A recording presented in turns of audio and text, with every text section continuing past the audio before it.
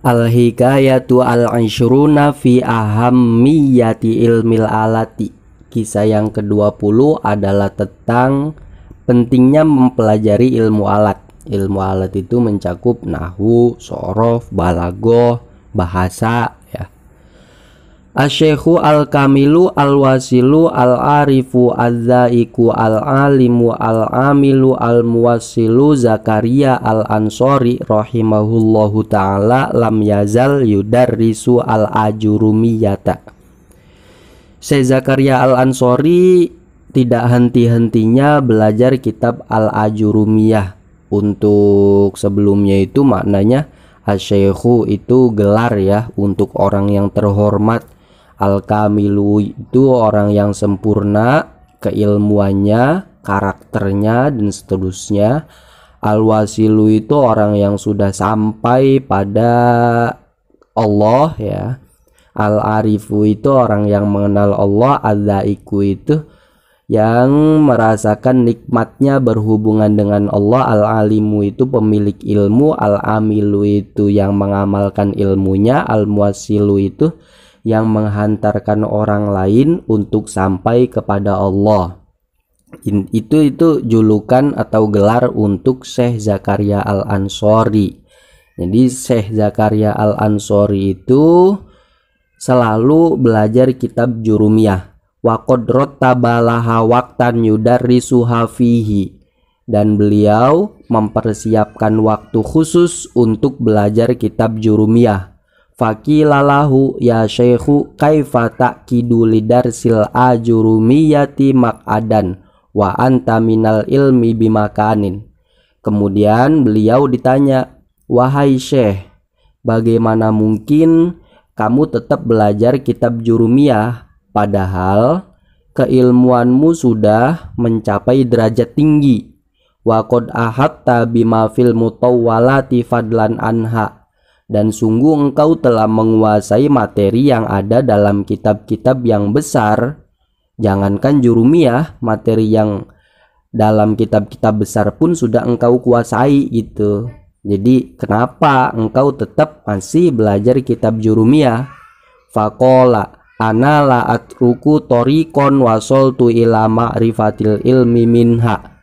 Kemudian dijawab oleh Syekh Zakaria al-Ansori, aku tidak akan meninggalkan sebuah jalan yang bisa menghantarkanku mengetahui banyak ilmu. Aku tidak akan meninggalkan mempelajari kitab jurumiyah, yang dimana kitab jurumiyah itu merupakan kitab yang berhasil menghantarkanku menguasai ilmu-ilmu di kitab lain gitu maksudnya. Jadi kesuksesan besar itu pasti melalui jasa-jasa kecil, dan jasa-jasa kecil itu yang tidak boleh kita lupakan ya. Salah satunya kalau seseorang sudah mencapai keilmuan yang tinggi, pasti dia bertahap kan. Awalnya dia belajar kitab yang kecil, kemudian baru dia bisa menguasai kitab-kitab yang besar, dan kitab-kitab kecil itu jangan sampai dilupakan. Itu yang coba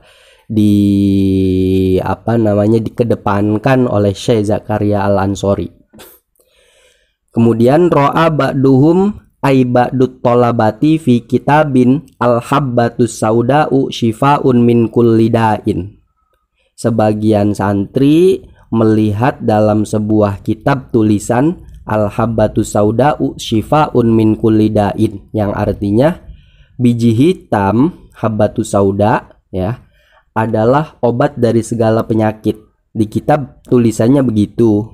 Faqara'aha al-hayyatus sauda'u bil musannati at-tahtiyati fa akhadha hayyatan sauda'a fa akalaha fa amathu wa qatalathu. Tapi dia salah baca. Seharusnya al-habbatus sauda'u yang artinya adalah biji hitam, tapi dia bacanya al-hayyatus sauda'u yang artinya adalah ular hitam. Sehingga karena salah baca, sehingga salah pemahaman, dan pemahaman itu melahirkan salah pengamalan akhirnya, sehingga dia mengambil sebuah ular yang berwarna hitam, dan ia memakan ular tersebut, dan ular tersebut malah menyerang dia dan sampai membunuh santri tersebut. Jadi ya begitu ya pentingnya ilmu alat, dalam kurung dalam kisah yang kedua ini ilmu bahasa. Berarti pentingnya ilmu bahasa itu di situ. Salah bahasa, salah memaknai sebuah bahasa akan berakibat fatal, seperti dalam kisah ini. Kisah yang ketiga, allazi assasa darsan nahwi ba'da subhi kama jaro fi hadramauta wa huwa al-habibu ali al-habsyi. Orang yang menjadi pionir atau pencetus belajar ilmu nahwu setelah sholat subuh, seperti yang menjadi adat di Hadramaut Yaman, adalah Al-Habib Ali Al-Habsyi. Wa kana yaqulu, dan beliau berkata, kuntu mula'an bi ilmin nahwi katsiron, aku sangat cinta terhadap ilmu nahwu. Wala abtadi'u at-tadrisa ba'da sholati subhi illa fi ilmin nahwi hatta qomat indi al-asya'u, dan aku tidak akan memulai pengajaran setelah sholat subuh kecuali memulainya dengan ilmu nahwu, sampai ilmu-ilmu yang lain saya pelajari, saya ajarkan. Wa qultu kulla yaumin abtadi'u bi qoma zaidun jalasa zaidun ay bidarsin nahwi, dan aku selalu berkata tiap hari memulainya dengan teori qoma zaidun jalasa zaidun, yakni teori dalam ilmu nahwu. Wa kana ba'dul muhibbina jalisan fid darsi fi masjidi Hambal muttaqian bisariyatin, dan ada sebagian pecinta Habib Ali Al-Habsyi duduk mendengarkan pelajaran di sebuah masjid Hambal dengan posisi dia senderan bersandar di sebuah tiang. Wa khazathu sinatun, dan dia mengalami ngantuk. Faidan huwa bisalasi anfarin wujuhuhum kal akmari wa mutaqaddimuhum akbaruhum.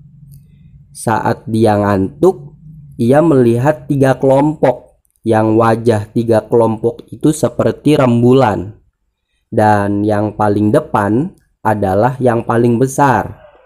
Famarro alayya al-awwalu wasani wa qobattu bizailil akhiri. Kemudian kelompok yang pertama melewatiku, begitu juga kelompok yang kedua, dan aku memegang pundak dari kelompok yang terakhir. Fakultu lahu man antum ayyuhas salah satu. Kemudian aku bertanya kepada kelompok yang terakhir itu, kalian siapa, wahai 3 kelompok? Faqala al-awwalu an-nabiyyu sallallahu alaihi wasallam wasani Ali bin Abi Thalib. Kemudian ia menjawab, yang kelompok terakhir itu ya menjawab, yang pertama tadi adalah Nabi, dan yang kedua adalah sahabat Ali bin Abi Thalib. Fakultu lahu wa antaman. Kemudian aku bertanya kepada orang tersebut, dan kamu siapa? Faqala ana Al-Hasan bin Ali. Ia menjawab, kelompok terakhir itu ya yang dipegang pundaknya, saya adalah Hasan bin Ali, Sayyid Hasan gitu. Fakultu turiduna ila aina. Kemudian aku bertanya, ini orang yang senderan di tiang yang ngantuk itu bertanya, turiduna ila aina, kalian mau kemana? Qala, kemudian dijawab oleh Sayyid Hasan bin Ali, ji'na bi annahdura madrasal waladi Ali. Kami datang untuk menghadiri pengajian keturunanku yang bernama Ali, yakni Al-Habib Ali Al-Habsyi ya. Falamma qassaha alayya qultu. Ketika Sayyid Hasan menceritakan kisah tersebut kepadaku, aku langsung berkata, madaman nabiyyu sallallahu alaihi wasallam yahduru madrasi fin nahwi ma'adaba nubali aisaufalan nubali.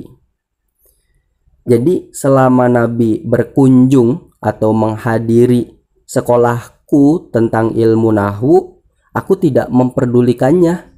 Ya artinya sebegitu pentingnya ilmu nahwu sampai Nabi, kemudian sahabat Ali, kemudian Sayyid Hasan pun ikut menghadiri pengajian yang membahas tentang ilmu nahwu. Itu pentingnya mempelajari ilmu nahwu, maksudnya begitu.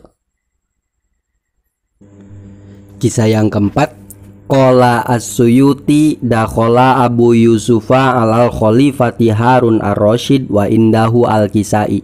Imam as-Suyuti berkata, Imam Abu Yusuf berkunjung ke istana Khalifah Harun ar-Rasyid dan bersama Khalifah ada Imam al-Kisai. Ingat, Imam Abu Yusuf itu ahli fikih, Imam al-Kisai itu ahli nahwu atau ahli ilmu adab ya, sastra. Faqala Abu Yusuf lahu lau tafaqohta lakana an balalaka. Kemudian Imam Abu Yusuf berkata kepada Imam al-Kisai, andai kamu ahli fikih, maka itu lebih membuatmu mulia. Faqala ya Aba Yusufa matakulu fi rojulin aqarra li fulanin bilafzi alayya mi'atu dirhamin illa asyrota darohima illa dirhaman wahidan. Kemudian Imam al-Kisai berkata kepada Imam Abu Yusuf, wahai Abu Yusuf, apa pendapatmu tentang seorang laki-laki yang mengaku punya tanggungan kepada orang lain dengan ucapan laki-laki tersebut alayya mi'atu dirhamin illa asyrota darohima illa dirhaman wahidan, yang artinya aku memiliki tanggungan sebanyak 100 dirham kecuali 10 dirham kecuali 1 dirham. Kam sabata alaihi minal ikrori, berapa hutang yang ditanggung laki-laki tersebut sebab dia pengakuan. Dengan pengakuan seperti itu berapa? Tanggungannya berapa? Faqala tis'atun wa samanuna. Kemudian Imam Abu Yusuf menjawab 89. Karena yang diyakini Imam Abu Yusuf ya 100 dikurangi 10 dikurangi 1, 100 dikurangi 10 90, 90 dikurangi 1 89. Tuh. Faqala al-Kisai lahu akhtota. Kemudian Imam al-Kisai berkata kepada Imam Abu Yusuf, kamu keliru. Faqala walima. Imam Abu Yusuf bertanya, kenapa salah? Qala li'annallaha ta'ala yaqulu qalu inna ursilna ila qaumim mujrimin illa ala lutin inna lamunajjuhum ajma'in illa mra'atahu qaddarna innaha laminal ghabirin. Karena Allah berfirman yang intinya kami para malaikat diutus untuk menyiksa kaum yang berdosa kecuali keluarga Nabi Lut. Sesungguhnya kami menyelamatkan mereka semua kecuali istrinya Nabi Lut. Ya. Fahal kanat almar'atu mustasnatan minal ali au minal qaumi. Apakah istri Nabi Lut itu yang dikecualikan dari keluarga Nabi Lut atau dikecualikan dari kaum yang berdosa? Qala minal ali. Kemudian Imam Abu Yusuf menjawab, tentu dia pengecualian dari keluarga Nabi Lut. Qala kam sabatahina idzin alaihi minal ikrori. Lalu Imam al-Kisai melanjutkan pertanyaannya, lalu berapa hutang yang ditanggung oleh laki-laki yang di atas dalam pengakuan laki-laki tersebut? Faqala ahadun wa tis'una. Kemudian Imam Abu Yusuf menjawab, ya 91 berarti. Jadi begini, teori istisna itu ada dalam kitab nahwu ya. Ketika ada seseorang ngomong, saya punya tanggungan 100 kecuali 10 kecuali 1. Yang dipahami Imam Abu Yusuf, 10 dan 1 itu merupakan pengecualian dari 100. Sehingga jawaban Abu Yusuf adalah tanggungannya 89 karena 100 dikurangi 10 dan dikurangi 1 gitu ya. Tapi teori nahwu, pengecualian yang kedua itu adalah pengecualian dari yang sebelahnya pas. Sehingga ketika diucapkan saya punya tanggungan 100 kecuali 10, hasilnya 90 kan? Kecuali 1. maka satunya ini pengecualian dari 10, sehingga jadinya plus 90 ditambah 1, jadinya kan 91. Ini sesuai dengan firman Allah yang berbunyi qalu inna ursilna sampai akhir, bahwa kaumnya Nabi Lut itu disiksa. Nah, dikecualikan dari kaumnya Nabi Lut adalah keluarga Nabi Lut. Berarti keluarga Nabi Lut itu tidak disiksa. Kemudian ada pengecualian lagi, kecuali istrinya Nabi Lut. Berarti istrinya Nabi Lut itu, kalau pengecualian dari kaumnya Nabi Lut yang notabene disiksa, berarti istrinya Nabi Lut ini tidak disiksa karena pengecualian dari kaum yang disiksa.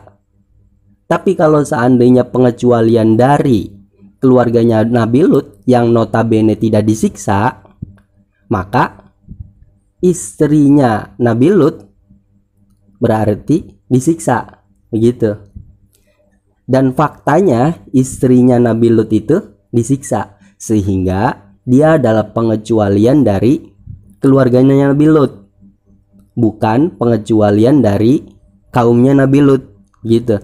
Itu teori nahwu yang tidak dikuasai oleh Imam Abu Yusuf yang notabene ahli fikih tapi kurang memahami nahwu. Tapi Imam Al-Kisai memahami nahwu dan secara otomatis beliau banyak memahami fikih, begitu ya. Jadi ini pentingnya mempelajari ilmu nahwu, gitu. Imam Al-Kisai bisa mengalahkan perdebatan dengan Imam Abu Yusuf yang notabene ahli fikih, dan Imam Al-Kisai berlatar belakang ahli nahwu. Ini diambilkan dari kitab Hasyiyah I'anatut Thalibin.